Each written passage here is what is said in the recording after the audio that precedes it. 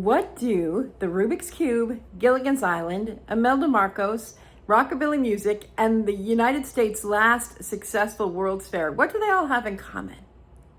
You are right. They're all part of the day 2 adventure of my solo cross-country road trip. A 64-year-old granny crossing the United States by car on her own. Seriously? Seriously, and you'll see it here. Hi, I'm Julie, and this channel is called Joyfully Aging. On this channel, we prove that the best is yet to be, that there is a lot of room for hope, joy, optimism, and adventure as we reach into our later parts of life. Whether you are empty nesting or near empty nesting, retiring, near retiring, or simply still active or want to be more active as you get older, you found the right place. And I am so glad that you are here. Come on, right now you're in the passenger seat as we drive cross country. Let's go. Wait, before we go over there, I just want to say that the first clip was when I was super exhausted. So bear with that, Julie. Bear with this version of me when I am excited, but oh, so very tired. I wake up quickly once I get outside. To say I'm tired is the understatement of the year. Well, to say I'm tired is the understatement of the last week. This morning when I woke up, I had this memory of singing Rise and Shine to my kids in the morning when I wanted them to get out of bed. And I also thought, gee, it would be nice to have mid-30s Julie, bright and smiley in the morning, come and sing to get me out of bed because, yeah. Whew. It's 14 degrees out there. It's 7 o'clock this morning. Okay, rise and shine. This morning I'm starting my day in Johnson City, Tennessee. I am headed first stop to Knoxville, where we're going to stop and go to one of 3 places. I haven't quite decided yet. So I can get some walking in, buy some gas, and just see a little bit of, I believe Knoxville's the capital of Tennessee. I haven't done that much research, but if the sunrise was earlier here, I would have gone to a place that is part of the Appalachian Quilt Trail, which sounds really fun. I'll put a link to that in the description, but you know, we only have so much time. So along the way, we'll have to make some sacrifices. Okay, gotta take a minute to get grounded because I feel myself. Oh, I need to hug that tree. Okay, we'll hug the tree too. There's a really cool tree that I parked next to.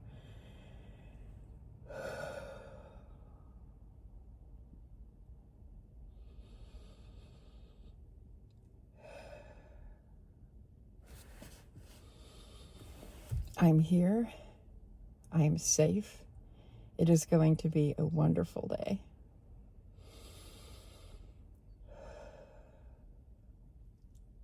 Look at this beauty of a tree. Look at the root. Oh my goodness. This is a glorious, glorious tree. And it's just waiting here to be hugged.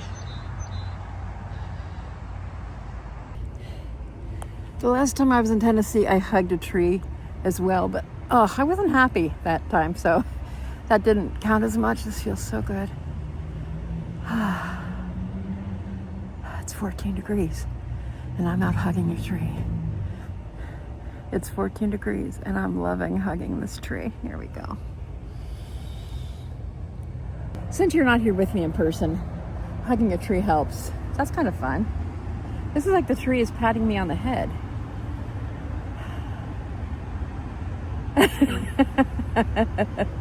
The tree is saying, good job, you're doing it. You're right, I'm doing it. We're doing it.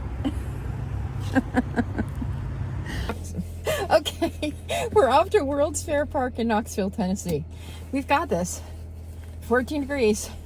We've got this. The tree helped me out, and y'all helped me out. All right, I really did not know what to expect about Knoxville, but here we are, and lo and behold, I've come upon a walking tour at the World's Fair. It's a World Fair walking tour from 1982. The 80s, yay! Now this is the site of the Knoxville World's Fair from 1982. 1982, the next to last World's Fair on the United States and the last successful one. Over 11 million people came to Knoxville for the fair. There is even a space to honor the Rubik's Cube created in Hungary. Okay, see that? Free admission to the Knoxville Museum of Art. Definitely worth coming back to. And look at the exhibitions.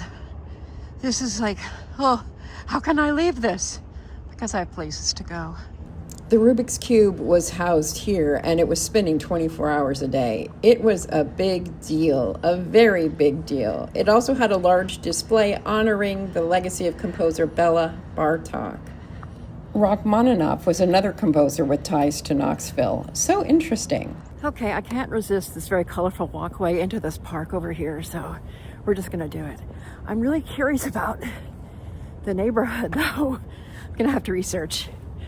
Morning walks are an important part of my day, and I found that they make me so much more energized when I do them, day in and day out, even on a road trip. And here we go. Steps, and I'm going to walk over that little hill. Made my ankles feel really great. Somewhere in all my exuberance, I managed to cut my finger, and I didn't even notice it till I got back to the car.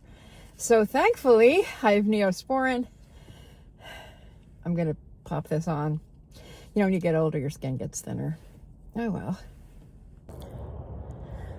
So I'm here in Jackson, Tennessee at Casey Jones Museum and Village. Now, Casey Jones was a folk legend and made famous by a song someone wrote about him. I'll tell you a little bit more on voiceover clips as I walk around various spots in the museum itself. So here we go. If you've been watching this channel for a while, you know that I have a thing for railroads. And when I went through Altoona, Pennsylvania one morning, was taken by surprise by the incredible railroad museum I found there. Let's check this place out, see how it measures up. Do you know Casey Jones? The museum had an audio tour that I was able to listen to as I went, and it was really very effective. I wish that I could play it all for you here, but unfortunately, that's impossible. Casey Jones, the train engineer whose whistle sounded like a whippoorwill, apparently, was made famous when he saved people from the crash in which he died. Wallace Saunders was the railroad man who wrote the original Ballad of Casey Jones shortly after Jones's death. He died in an accident but saved everyone else, pushed them from peril's way, and thus the legend began getting bigger and more colorful all along the way. In 1970, 70 years after Casey Jones' death, there was a song by the Grateful Dead, of all things. And there were movies. Yes, movies. Oh my goodness. I thought the SS Minnow was his first voyage. Alan Hale, a.k.a. the skipper from Gilligan's Island, played Casey Jones in the 1953 film. Oh, yes, and there was actually, oh, look, this is especially for Mrs. Paula Does Retirement. Actually, Randy, her husband. This is a tradition in my family. I wish I could stick my head through there, but unfortunately, I can't do it on my own. So, kids, I wish you were here. I really do. Hey! You all are riding with me. Let's imagine that we're here, we're taking a picture with this cutout. Would you be the one in the cutout or the one taking the picture? We could do both. Okay, so right here is the home that the Jones family lived in at the time of the accident. So in 1900, the year my grandmother was born, Grandma Jordan, they were living in this house right here in Jackson, Tennessee. The humbleness of the home reminds us that Jones was only 36 when he died. This section goes really fast. Feel free to stop and hold and look at any of the bits and pieces as we go along. So pretty, so very pretty. I got slowed down. I think I was like, wait, this is cool. Okay, we're going to walk down the hallway and, oh, there's some stuff on the wall we want to check out. Okay, this is happening live as we're going around. Okay. This is the dining room. I really love the centerpiece. Isn't that pretty? And I love the high ceilings of this old home, pretty much the same as it was when the Jones family lived there. This is Casey Jones' bedroom. Nice, large size, isn't it? The bathroom fascinated me the most with the original hardware. Look at that bathtub. Rockabilly music is also pretty famous in Bakersfield. There's a whole thing called the Bakersfield Sound, which include people like Buck Owens and Merle Haggard. And you might hear my voice kind of slipping in a little bit of that Oklahoma, Arkansas sound that's so common in Bakersfield, where I've lived for 30 years. So it's kind of interesting being here where Carl Perkins lived, Rockabilly Hall of Fame. In fact, I remember going to some art shows, and there's an art gallery right here. Being involved in the art world, what it is in Bakersfield, I remember going to some art shows where there were people who were really into rockabilly. And I really like the clothing, the rockabilly music and the rockabilly style. So kind of interesting. There was one vintage store that I saw a sign for, and I thought, oh, I bet they have cool stuff there. It's very flattering to women who aren't like pencil thin. So probably why I like it. One of the reasons anyway. Okay, I think we've seen enough. I think I've seen enough of this place. Interesting, but I am much happier now since I went through Casey Jones' house and everything. When I first got here, I was kind of discouraged by it all. It looked kind of like, ugh. So I went into the museum itself and I had a really good time. Gave me a lot of food for thought.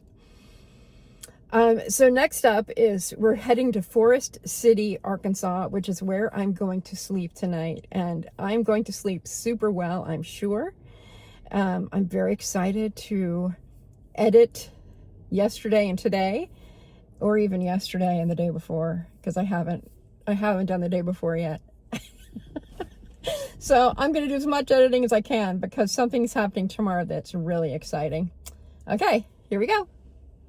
Okay, so all of you watching this who are my, what do I call it? Okay, all of you who are watching this video, I consider you my shotgun passengers on this road trip.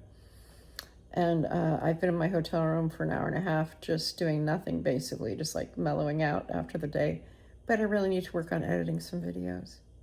So even though this won't be published for several days, if you felt a weird tug on your heart or in your spirit on Friday night for no reason at about 7:30 Central Time, that was me. That was me saying, lend me an energetic hand, please, so I can at least get started on editing these videos. Thank you so much. Are you ready for Grace, Grit, and Grow for this day? Okay, the grace was definitely the inviting, invigorating, fantastic time in Knoxville. Morning walks have been a staple. This is Julie in the future talking.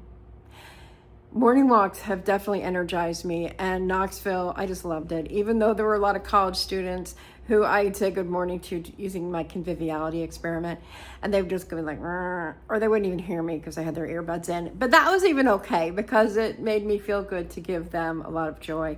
Also, there will be a short of the walk coming up that shows me playing in the park and just having a great time. So look forward to that. If it's not up yet, it's because I haven't gotten to it yet. Probably will get to that tomorrow when I'm in California, if I make it. Okay, grit. The grit was when I first got to the Casey Jones Museum, of course I had to use the restroom. So I went into the restaurant and gift shop, and there was some really overt racism in there. And I was so disturbed by it that I almost did not continue with my visit. Definitely a grit. Grow. The grow for me was to time myself out when stuff happened that made me feel uncomfortable like that, or even at my most tired moments, is to stop and pause, to stay present, recognize that things that I see that trouble me are not me, and I can choose to recognize them for what they are, take a deep breath, recenter myself, and continue along. And that felt much, much better to my I'm tender, I'm sensitive, I'm emotional, I'm passionate, I'm an artist. And there was a time in my life when I shut that off. And I do not ever, ever, ever want to shut off that creative life force that flows through me so strongly. And it includes being very sensitive and tender towards things that are hate oriented. Just no thank you. So learning to time myself out, to recognize that that is not me, is no indication of me, again, the empathy factor there, and just continue along. And I'm so glad that I did, because that Casey Jones Museum, it was not at all like my favorite museum in Altoona, but it was so unique. And yeah, seriously, Skipper on Gilligan's Island showing up in a Casey Jones movie, the 1960s lunchboxes, the Grateful Dead, Elvis, Carl Perkins with the Rockabilly sound. I didn't even get to say his influence, like with Elvis with the blue suede shoes.